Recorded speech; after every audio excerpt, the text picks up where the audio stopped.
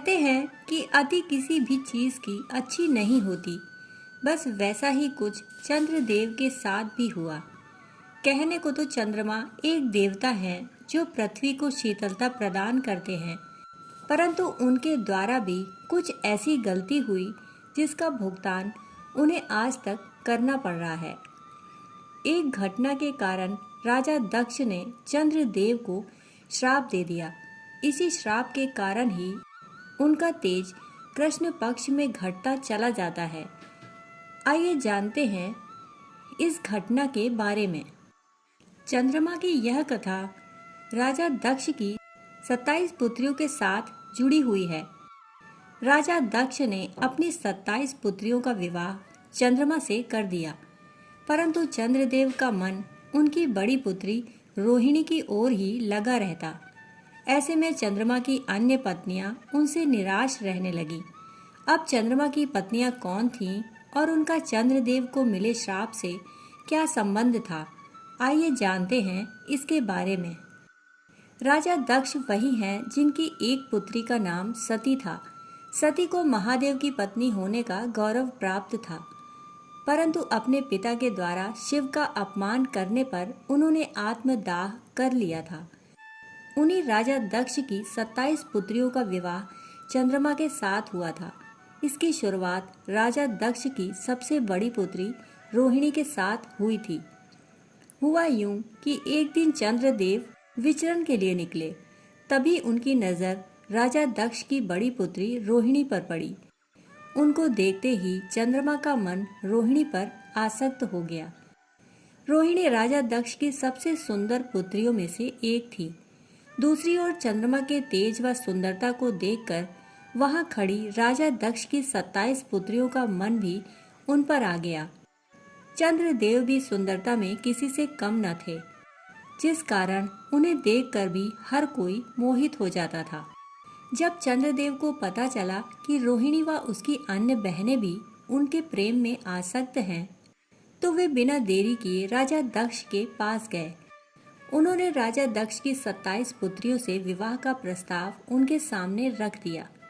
राजा दक्ष यह देखकर आश्चर्यचकित रह गए, परंतु जब उन्हें अपनी पुत्रियों की इच्छा का भी पता चला तो उन्होंने उन्हें बहुत समझाया। दक्ष के समझाने के बाद भी जब उनकी पुत्रियों ने चंद्रमा से ही विवाह करने को कहा तो दक्ष ने भी हामी भर दी। इसके बाद चंद्रदेव का राजा दक्ष की 27 पुत्रियों के साथ विवाह संस्कार संपन्न हुआ। फिर सभी 27 पुत्रियां चंद्रदेव के साथ चंद्रलोक के लिए चली गईं। चंद्रमा की 27 पत्नियां कोई और नहीं बल्कि 27 नक्षत्र हैं। इसीलिए उनकी पत्नियों के नाम पर ही 27 नक्षत्रों के नाम पड़े हैं, जिन्हें हम सभी जानते ही हैं। इस तरह से यह 27 पत्नियां ही आगे चलकर 27 नक्षत्र के रूप में जानी गई। इसमें से चंद्रमा का मुख्य संबंध रोहिणी नक्षत्र से होता है, क्योंकि उन्हें राजा दक्ष की वही पुत्री सबसे अधिक प्रिय थी। चंद्रदेव राजा दक्ष की 27 पुत्रियों में से सबसे बड़ी पुत्री रोहिणी से ही सबसे ज्यादा प्रेम किया करते। इसी कारण वे अपना ज्यादातर समय उसी के साथ बिताया करते थे और हर कार्य में उनको ही महत्व देते। चंद्रदेव के द्वारा रोहिणी को दिए जा रहे विशेष स्नेह से उनकी बाकी पत्नियां अपने आप को उपेक्षित महसूस करने लगी। धीरे धीरे यह उपेक्षा बढ़ती चली गई और रोहिणी की बाकी सभी बहनों को उससे ईर्ष्या होने लगी। चंद्रमा के द्वारा उनके साथ किया जा रहा व्यवहार उन्हें सहन नहीं हुआ और वे सभी पुनः अपने पिता राजा दक्ष के पास चली गई। राजा दक्ष अपनी सभी पुत्रियों के इस प्रकार अचानक आगमन से चौंक गए और उनसे इसका कारण पूछा। तब सभी ने अपने पिता के सामने पूरी बात बेझिझक बता दी। राजा दक्ष पहले से ही इस बात को जानते थे, परंतु उन्हें लगा था कि विवाह के बाद सब ठीक हो जाएगा। हालांकि जब उन्होंने अपनी पुत्रियों की व्यथा सुनी तो वे भी परेशान हो गए। इस विवाद को सुलझाने के लिए राजा दक्ष स्वयं चंद्रलोक गए और चंद्रदेव से मिले। उन्होंने चंद्रदेव को सभी पत्नियों के साथ समान व्यवहार करने को कहा। चंद्रमा ने राजा दक्ष की बातों का मान रखते हुए उस समय उनसे कह दिया कि वे आगे से सभी पत्नियों के साथ समान व्यवहार करेंगे। हालांकि चंद्रदेव ने अभी भी रोहिणी के प्रति अपने विशेष स्नेह को नहीं छोड़ा। उनका लगाव अभी भी रोहिणी के प्रति ही ज्यादा था, जिस कारण बाकी सभी पत्नियों ने फिर से अपने पिता को इसकी शिकायत की। जब राजा दक्ष को चंद्रमा के द्वारा अपनी बात की अवहेलना किए जाने के बारे में पता चला तो वे अत्यंत क्रोधित हो उठे। उसी क्रोध में उन्होंने चंद्रमा को श्राप दे दिया कि तुम्हें अपने जिस रंग रूप और तेज पर इतना अभिमान है वह अब नहीं रहेगा। राजा दक्ष के द्वारा चंद्रमा को क्षय रोग से पीड़ित रहने का श्राप मिला। इस कारण चंद्रमा का तेज हमेशा के लिए चला गया। अब चंद्रदेव के पास न तो सुंदरता बची थी और न ही पहले जैसा तेज। जब बाकी देवी देवताओं को राजा दक्ष के द्वारा चंद्रदेव को दिए गए श्राप का पता चला तो उन्हें चिंता होने लगी। बिना चंद्रदेव के तेज के पृथ्वी पर संकट उत्पन्न हो जाता। इसीलिए वे सभी भगवान ब्रह्मा के पास गए और इसका कुछ उपाय बताने को कहा। भगवान ब्रह्मा ने चंद्रदेव को बताया कि उन्हें क्षय रोग से मुक्ति केवल भगवान शिव ही दे सकते हैं।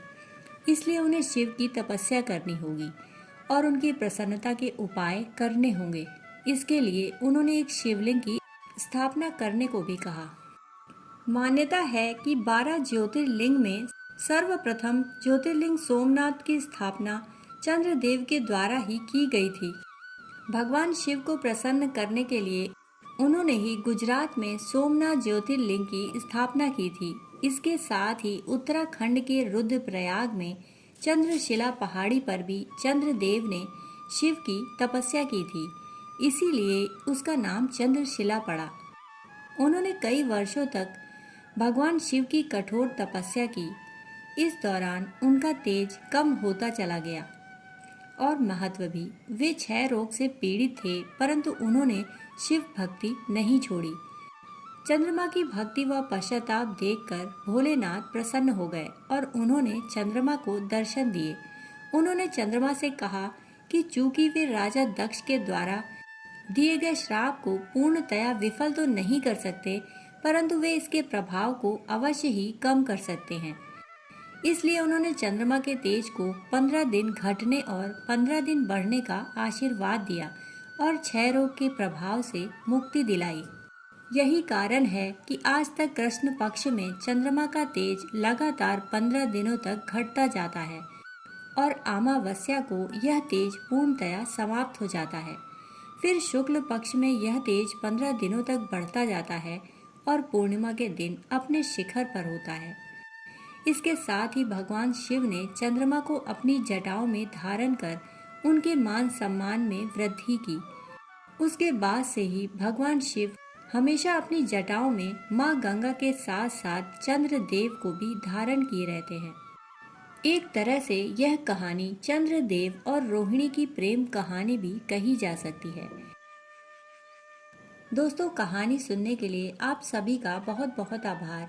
फिर मिलते हैं ऐसी ही एक कहानी के साथ। तब तक के लिए धन्यवाद।